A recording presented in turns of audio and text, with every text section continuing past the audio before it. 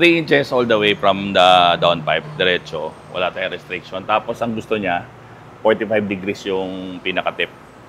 So ilabas mo lang mamaya, aprobahan ko yung pinakadulo kasi may specific siya na ayaw niya na labas eh. So pagdating dito, ayoko nang nagbebewang dito kung as much as possible, walang bewang. Tingnan natin kung ma-feasible. Okay? Wala, straight lang talaga. Oo. Sige, thank you.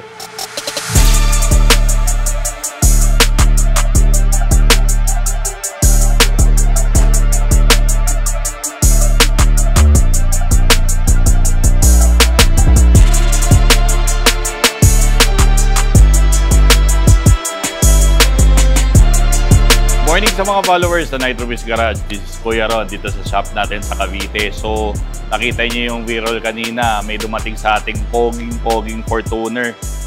Napagmamayari ng kaibigan natin si Kuya Saldi ng Queen Car Accessories. So, dito lang din yan sa Cavite. Itong sasakyan niya, it's a poging Fortuner. Tapos, kumpleto na siya. Kulang na lang talaga sa kanya, exhaust. And then, sabi niya sa akin, they will remap the cars. Yun ang gusto niya. Alam niya na yung gagawin sa kotse niya. I-remap nila to after. So, ang request niya sa akin, magpo-full exhaust tayo rito without any restrictions.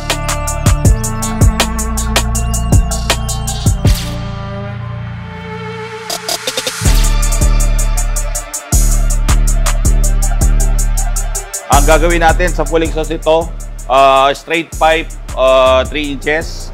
Again, for people na nanonood sa amin, straight pipe, okay to. Basta you will need to tune the car. So, ayaw ni Kuya Saldi ng restrictions.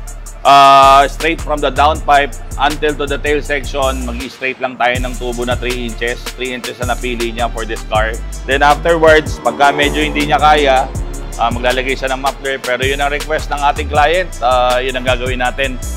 Lastly, maglalagay po ako ng Borla exhaust tip dito. May specific siyang placement, pinakita niya sa akin. So yun ang gagawin natin sa project na to. Exciting project ulit sa araw na to. Panoorin natin.